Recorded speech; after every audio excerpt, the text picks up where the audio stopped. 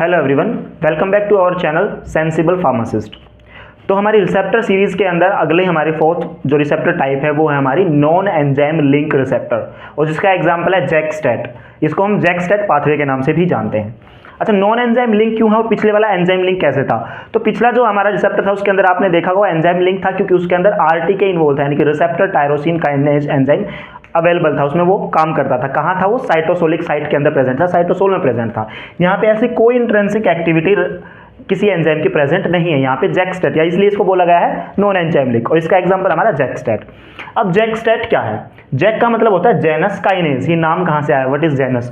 तो रोमन के अंदर गॉड थे जेनस नाम के, जिनको टू फेस बोला गया, यानी कि जिनके दो चेहरे माने गए हैं। जिस प्रकार हमारे ब्रह्मा जी के जो है 5 या 4 चेहरे माने जाते हैं, वैसे ही रोमन लोगों के अंदर उनकी स्पिरिचुअलिटी के अनुसार जेनस जो उनके गॉड थे उनके दो चेहरे थे। तो जो जैक है हमारा वो दो तरीके से काम करता है, दो तरफ से, इस तरफ से भी काम करता है, इस तरफ से भी काम करता है। तो ये वहां से आया कि जैक, वहां से आया जेनस काइनेज। स्टैट क्या होता है? Signal transduction activator. अब इसके साथ आगे जाके स्टैट भी इन्वॉल्व होगा। अभी जैक तो लगा हुआ दिख रहा है आपको, इसके साथ आगे चल के स्टैट भी इन्वॉल्व होगा, यानी कि क्या करेगा? सिग्नल ट्रांसडक्शन, यानी कि वो सिग्नल को ट्रांसड्यूस कराएगा। वो आप जैसे जैसे आगे बढ़ते रहेंगे आपको समझ आता रहेगा। अच्छा, जैक के भी सब टाइप्स होते हैं, जैक 1 2 3 4 5 ऐसे स्टैट के भी होते हैं। कौन सा जैक किसी भी स्टैट के साथ अपनी जो है एक्टिविटी शो कर सकता है? अब जैसा जैक किसी स्टैट स्टैट 1 के साथ अलग रिएक्शन शो करेगा, जैक 1 स्टैट 2 के साथ अलग रिएक्शन शो करेगा, जैक 1 स्टैट 3 के साथ अलग रिएक्शन शो करेगा। तो ऐसे ही जैक 2, तो अलग अलग जैक अलग अलग स्टैट के साथ अलग अलग फंक्शन परफॉर्म करते हैं।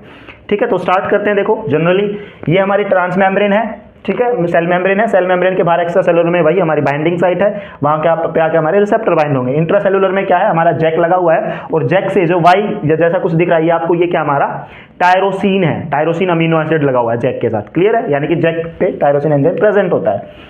अब यहां से हम स्टार्ट करते हैं। तो हमारा सबसे पहला स्टेप क्या होगा? Binding of ligand. अब लिगेंड आएगा और बाइंड करेगा। जैसे ही बाइंड करेगा, as like enzyme link receptor, इसमें भी क्या होगा? डाइमराइजेशन होगा। नेक्स्ट स्टेप क्या होगा? डाइमर। तो डाइमर फॉर्मेशन होगी, एक दूसरे के नजदीक आएंगे। ठीक है, अब नजदीक आएंगे तो क्या होगा? देखो, तो ये नजदीक आए तो आगे जो है जैक वो भी एक दूसरे के नजदीक आए होंगे। ठीक है, जे से लिख कर दूंगा इसको नोट, और यहाँ पे हमारे लगे हुए हैं टायरोसिन ग्रुप। अब जैसे एक दूसरे के नजदीक आए तो ये क्या करेंगे? एक दूसरे को एक्टिवेट करेंगे। कैसे करते हैं? और एक्टिवेट काइनेज एंजाइम फॉस्फोराइलेशन से। फॉस्फेट ग्रुप अपना देता है। सेम क्रॉस फॉस्फोराइलेशन होगा, खुद को कोई भी फॉस्फोरस ग्रुप दे नहीं सकता, इसलिए क्या करेंगे? एक दूसरे को एक्टिवेट कर देंगे। तो इसने किया इसको एक्टिवेट और इसने किया इसको एक्टिवेट। तो सेकंड थर्ड स्टेप है, पहला डाइमराइजेशन। पहला था लिगेंड बाइंडिंग, दूसरा डाइमराइजेशन, और तीसरा हमारा क्या हुआ? Cross phosphorylation. तो यहाँ पे होगा हमारा क्रॉस फॉस्फोराइलेशन। ठीक है जी। अब इसके जस्ट ऊपर बैठा था टायरोसिन ग्रुप, अलग से कह रहा है कि नीचे टायरोसिन है तो आपने उसको फॉस्फेट ग्रुप दे दिया, ऊपर यहाँ भी तो टायरोसिन प्रेजेंट है, तो ये कहेगा मुझे भी दो। जैक कहेगा ठीक है भी तुम्हें भी देते हैं, तो एक फॉस्फेट ग्रुप ये भी देगा। पहले तो क्रॉस फॉस्फोराइलेशन हुआ तो यहाँ पे एक फॉस्फेट ग्रुप आ गया इन दोनों के पास। अब जैक को ऊपर भी देना पड़ेगा क्योंकि वहां भी टायरोसिन ग्रुप प्रेजेंट है, तो इसने एक एक फॉस्फोरस ग्रुप इनको भी दे दिया, ये भी एक्टिवेट हो गए। ठीक है जी। अब ये सारी चीजें यहाँ पे साइड में पड़ा हुआ देख रहा था आपका स्टैट डोमेन। यहाँ ये हमारा स्टैट डोमेन, ये सारी चीजें इस चीज को नोटिस कर रहा था कि जिसके पास भी जो भी जाके वहां पे प्रेजेंट होगा उस सबको जैक क्या कर रहा है? एक्टिवेट कर रहा है, फॉस्फोरस ग्रुप दे रहा है। तो यहाँ पे हमारा इसे हम बोलते हैं स्टैट SH2 डोमेन। अच्छा, जैसे ही यहाँ पे टायरोसिन ग्रुप के बाद ये फॉस्फोरस आया, इसने क्या किया? डॉकिंग साइट प्रोवाइड कर दी। यहाँ पे डॉकिंग साइट अवेलेबल होगी। डॉकिंग साइट क्या होती है? डॉकिंग साइट होती है जो किसी भी चीज को अपने अंदर डॉक कर ले, यानी कि फिट करने के लिए जगह दे। जैसे आपने लोक एंड की मैकेनिज्म में देखा होगा कि जैसे ही एंजाइम बाइंड करता है तो इसकी एक साइट होती है बाइंडिंग साइट। वो बाइंडिंग साइट की के अंदर जो जहाँ पे वो बाइंड होता है, बाइंडिंग साइट होती है, वहां पे क्या होता है? डॉकिंग साइट अवेलेबल होती है, जहां पे जाकर डॉक करेगा। तो इसलिए इसने क्या किया? डॉकिंग साइट अवेलेबल करा दी। तो यहाँ पे जाके अटैच हो जाएगा कौन? स्टैट SH2 का डोमेन। ठीक है, यहाँ पे गया हमारा स्टैट SH2 का डोमेन। तो कैसे हुआ भाई? इसके बाद क्या दिखेगा आपको? यहाँ पे दिखेगा आपको स्टैट, और SH2 भी इसके साथ लगा हुआ है, तो ये आ गया आपका स्टैट।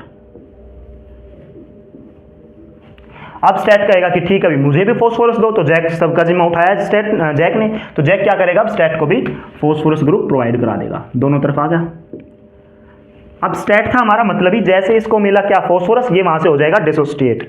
ठीक है, फॉस्फोराइलेशन हो गया, ये एक्टिवेट हो गया, तो ये क्या करेगा? वहां से अपना डिसोसिएट हो जाएगा, डिसोसिएशन ऑफ स्टैट। डिसोसिएशन के बाद ये नेक्स्ट स्टेप क्या होगा? डाइमर फॉर्मेशन कर लेगा, यानी कि स्टैट क्या बनाएगा? डाइमराइजेशन। डाइमराइजेशन ऑफ स्टैट, दोनों तरफ से स्टैट आएगा। तो देखो, एक तरफ अगर मैं स्टैट देखूं क्या होगा? ये स्टेट है, स्टेट से लगा हुआ है SH2 डोमेन, और अब हर एक SH2 ग्रुप स्टेट के साथ क्या लगा हुआ हमारा फॉस्फोरस ग्रुप अटैच है। ठीक है, ये स्टेट, स्टेट से लगा हुआ हमारा SH2 और इसके साथ लगा हुआ हमारा फॉस्फोरस ग्रुप। तो दो स्टेट एक साथ आ गए तो डाइमर फॉर्मेशन होगी, इसे हम कहेंगे डाइमराइजेशन। अब ये क्या करेगा, ये करेगा न्यूक्लियस के अंदर एंटर। ये हमारा न्यूक्लियस है, न्यूक्लियस के अंदर कर लेगा एंटर।